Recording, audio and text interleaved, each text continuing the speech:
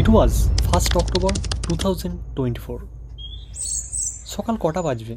এই প্রায় 6টা 6:30। ফোনের আওয়াজে ঘুম ভাঙে। এক প্লেটে 3টে পরোটা, আনলিমিটেড তরকারি। বল। তারপরেই আমরা এই সিদ্ধান্ত নিয়ে নিই। নাও এখন প্রশ্ন হচ্ছে একটাই, যে কি রয়েছে এই ভিডিওর মধ্যে। ভিডিওতে তো অনেক কিছু রয়েছে। প্রথমে এই সাবস্ক্রাইব বাটনটা টিপে দাও, তারপর বাকিটা বলছি। তো যদি তোমরা কখনো যেতে চাও এই জায়গায়, তাহলে এই ভিডিওটা শেষ পর্যন্ত দেখবে।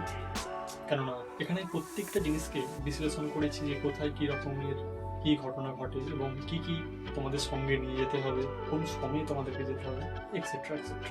যেমন ধরুন এখানে পুজো মণ্ডপটা কীরকমের, এখানে লোকজন কীরকম কী রয়েছে।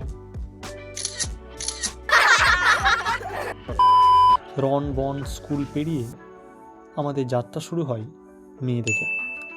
আই থিঙ্ক যাত্রাটা শুভ হবে না, কারণ মেয়ের মুখ দেখে বেরোনো মানেই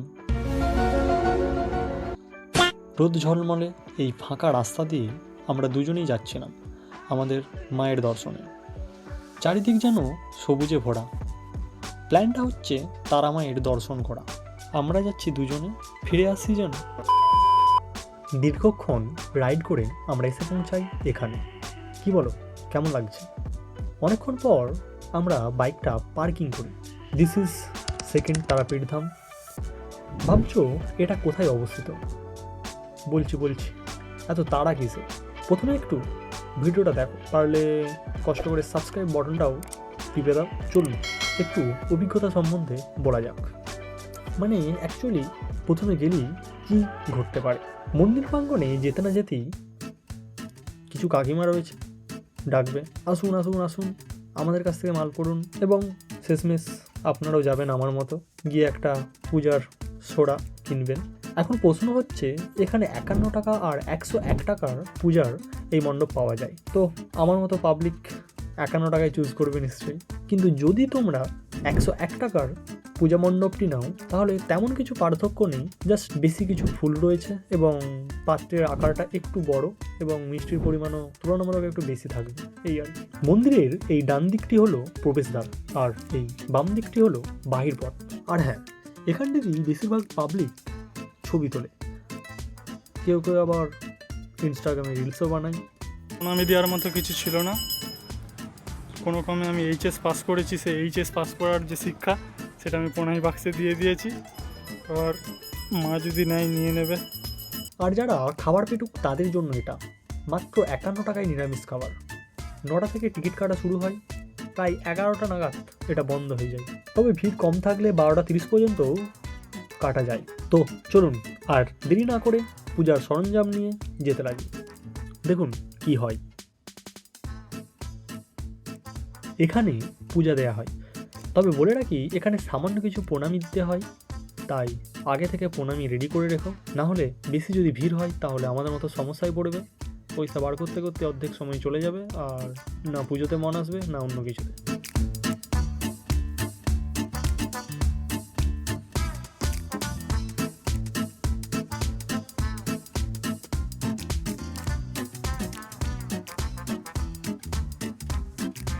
এখানে আসছিলাম, সেরকম মেয়ে দেখতে পাইনি। মনে হয় মায়ের এটা ইচ্ছা ছিল যে মেয়েদের থেকে দূরে থাকার জন্য, সেই জন্য আজকে মা বেশি মেয়ে পাঠায়নি। সূর্যের প্রখরতা প্রচণ্ড বেশি, একদম চারিদিকে প্রচণ্ড গরম, কিন্তু আমাদের সেই বন্ধু ঠিক রেস্ট নিচ্ছে এই জায়গায়, তাই তো রে? পরিষ্কার। এটা হলো তারাপীঠ মন্দিরের ভিউ। ভালো করে লক্ষ্য করলে দেখতে পাবে গেটের ওপরে মা জগদ্ধাত্রীর একটি ছোট্ট ডিজাইন রয়েছে। সামনে রয়েছে একটি ঘণ্টা। সকাল 10টা থেকে প্রায় দুপুর 12টা পর্যন্ত গেট খোলা থাকে। মাঝে একবার 12টা 45 নাগাদ গেট খোলা হয় মায়ের আরতির জন্য। আরতির পর আবার বন্ধ থাকে প্রায় 4টে পর্যন্ত। 4টে থেকে আবার তোমরা মায়ের দর্শন পাবে। তারাপীঠের এইটা হচ্ছে সব থেকে বড় একটা ইন্টারেস্টিং জিনিস। এটা একটা গাছ, এই গাছটার মধ্যে এই সমস্ত ঠাকুরের দেওয়া আমরা যদি ফিতেগুলো বাঁধি, তাহলে আমাদের যা মনোকামনা থাকে তা পূর্ণ হয়, এবং পূর্ণ হওয়ার পর এখানে আমাদেরকে আবার আসতে হয় এবং এসে মায়ের পুজো দিতে হয়, তারপর সেই বাঁধনটিকে খুলে যেতে হয়। অনেক সময় কী হয় না, আমরা যেই বাঁধনটা বেঁধে গিয়েছিলাম সেটা খুঁজে পাই না, সেই জন্য যে কোনো একটি বাঁধন খুলে গেলেই হয়। আমি ব্যাক বেঞ্চার, তাই মন্দিরের পেছনে এই সুতো বাঁধছি আর মনে মনে বলছি, ভিডিওটা যাতে ভাইরাল হয়, ভিডিওটা যাতে ভাইরাল হয়।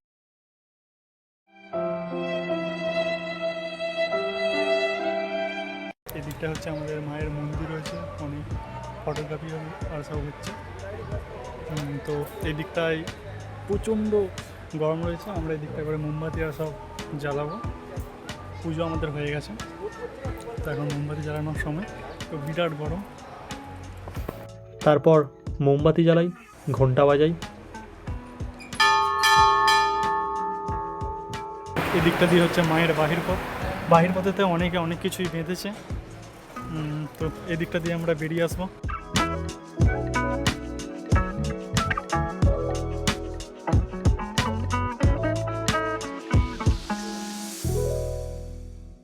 এটা হচ্ছে মা মনসার মূর্তি, এটা মন্দিরের প্রবেশের ঠিক ডান দিকেই রয়েছে।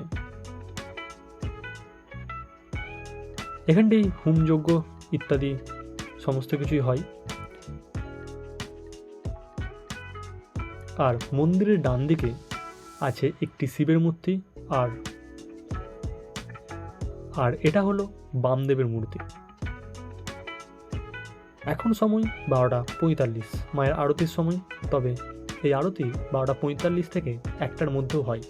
চলুন কিছুক্ষণের জন্য আরতি দেখা যাক।